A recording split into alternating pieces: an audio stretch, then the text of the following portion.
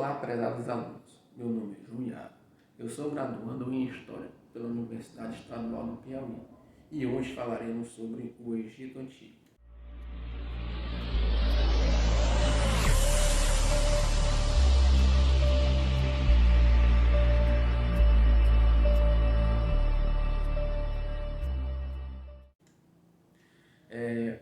Os antigos egípcios, eles iniciaram a sua civilização através do rio Nilo. Antes, eles eram um povo nômades e viviam em várias terras. Eles não paravam em lugar nenhum. Eles viviam viajando, procurando alimentos, animais, o que desse para sobreviver. E depois que acabava aquilo, eles iam embora, né? Não tinham mais utilidade naquelas terras. Mas durante certo período, eles encontraram o rio Nilo, como dá de ver aqui na imagem, e se fixaram perto dele. Isso acontece em várias cidades, como São Raimundo Nonato. São Raimundo Nonato, ela foi iniciada, ela foi civilizada através do rio Piauí. Isso dá de mostrar que um rio ele ajuda bastante para o início da civilização, como vários como se diz, outros países também se iniciaram assim, e a questão de outras cidades também. Várias cidades se iniciaram assim, perto do rio, como a nossa capital Teresina, que foi perto do rio Parnaíba. E ao redor dessas cidades todas também, o rio Parnaíba ajudou na questão do desenvolvimento e da civilização dessas cidades. A unificação dos estados dos egípcios. Como dá de ver na imagem, existia o Baixo Egito e o Alto Egito. Como dá de ver, o Baixo Egito ficava em cima e o Alto Egito embaixo. Em algumas imagens, vemos aqui também que eles tinham certas coroas. As coroas indicavam a questão do alto e do baixo. E teve a unificação do alto e do Baixo Egito. A sociedade egípcia era formada pelo faraó. Era a principal autoridade da cidade egípcia. Ele e sua família moravam em suntuosos palácios. A maneira que se vestiam e os adornos que utilizavam refletiam o seu poder. A esposa do faraó, por exemplo, usava túnicas de linhos, perucas feitas de cabelos naturais ou de lã de carneiro.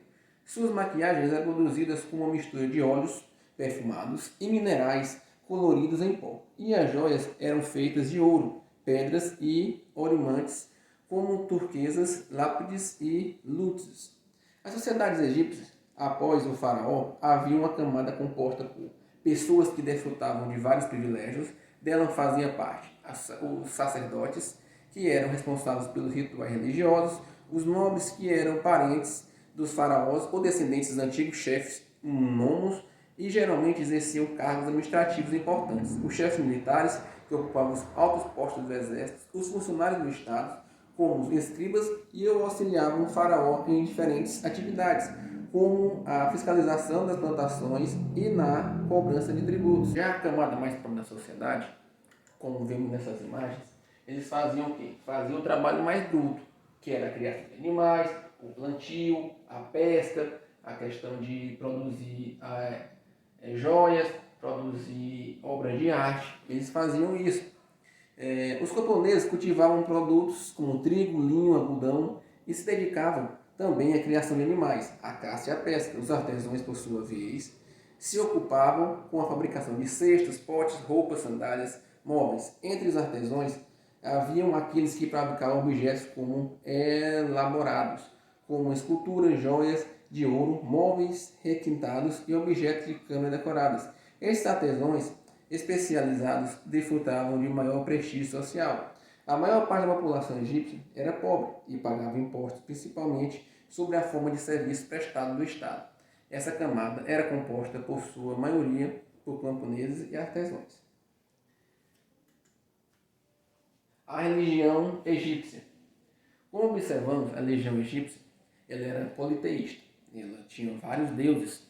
Eles cultivavam essa religião deusando os deuses mais conhecidos. Horus, deus do céu; Ísis, deus da fertilidade; Osíris, deus de morte. Os egípcios acreditavam que os deuses tinham necessidades semelhantes à das pessoas, por isso faziam-lhe oferendas de comidas, bebidas, roupas e incenso, como vemos nas imagens. Eles rezando, orando pelos seus deuses. A mumificação de corpos. Além de cultivarem vários deuses, os egípcios acreditavam que a vida após a morte, e para eles era muito importante, serem bem recebidos por Osíris no reino dos mortos. Segundo sua crença, a morte, a alma, a pessoa deixava o corpo, mas depois de algum tempo retornava. Assim, era preciso conservar o corpo após a morte, e por isso os egípcios desenvolveram técnicas de mumificação, que tinham como objetivos evitar a decomposição dos corpos. Esse procedimento, feito pelos embalsadores, consistia em dissecar o corpo, extrair os órgãos e guardar os recipientes especiais, chamados vasos conópios, como a gente vê na imagem. Eles dessecavam o corpo, pegavam os órgãos e a partir daí começava a questão de tratar o corpo. E depois disso vinha a questão de mumificar, né? Eles botavam os panos até até o pé, da cabeça ao pé. Inicialmente a mumificação era um ritual reservado somente para faraós, mas no decorrer do tempo, os altos funcionários passaram assim igualmente mumificados. A população em geral também passou a mumificar seus mortos, porém com técnicas mais simples que aquelas empregadas pelas camadas mais abastadas. As pirâmides. As pirâmides eram elementos essenciais nos rituais fúnebres que realiza a egípcia, pois em suas câmaras subterrâneas eram dispostos os corpos mumificados. Construídas da corte, as pirâmides simbolizavam uma morada eterna, na qual o espírito confiaria ao viver após a morte do corpo. Por isso, muitos pertences dos mortos, como joias, vestimentas e utensílios domésticos, eram depositados juntos com sarcófagos na câmara funerária. Acredita-se que as primeiras pirâmides teriam sido construídas a partir de 2600 a.C. A maioria e mais conhecidas são as pirâmides localizadas em Gizé, região noroeste do Egito, construídas entre os anos 2050 a.C. e 2470 a.C. para os faraós Quéops, Quéofen e Mequíades. Os trabalhadores das pirâmides, como vimos nas imagens, os trabalhadores, eles, na maioria, eram prisioneiros de guerra. Eles primeiro esculpiam a pedra, depois eles arrastavam a pedra e, com o decorrer do tempo, eles começavam a subir as pedras. E como vemos nas imagens, eles iam botando uma por uma. Por muito tempo acreditou-se que as pirâmides foram construídas por cerca de 100 mil escravos, que eram obrigados a passar por toda a sua vida esculpindo e transportando enormes blocos de pedras debaixo de sol escaldante. As escravizações recentes feitas nos arredores das pirâmides, no entanto, permitiram que os arqueólogos elaborassem outra versão sobre as construções.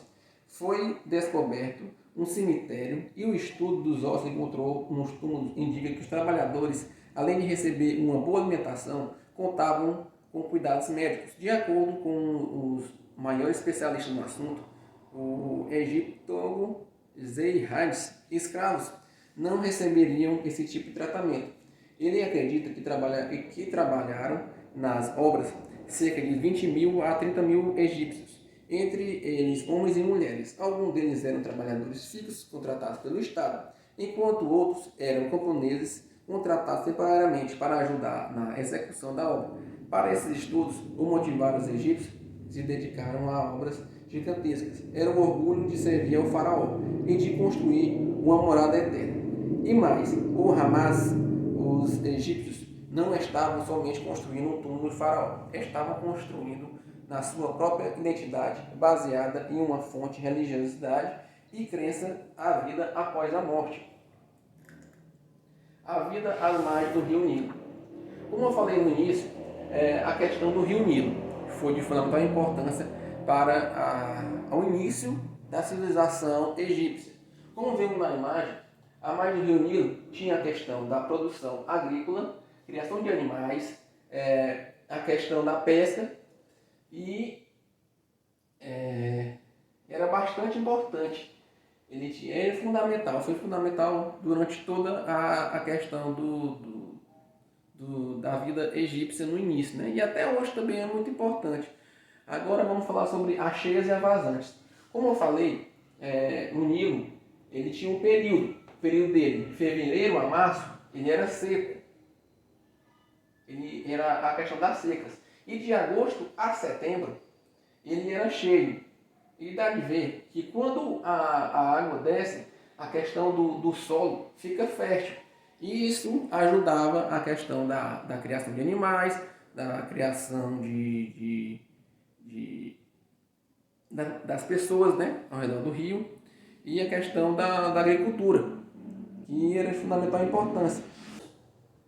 A nossa aula. Gostaria de agradecer quem acompanhou a aula até aqui e até uma próxima. Muito obrigado.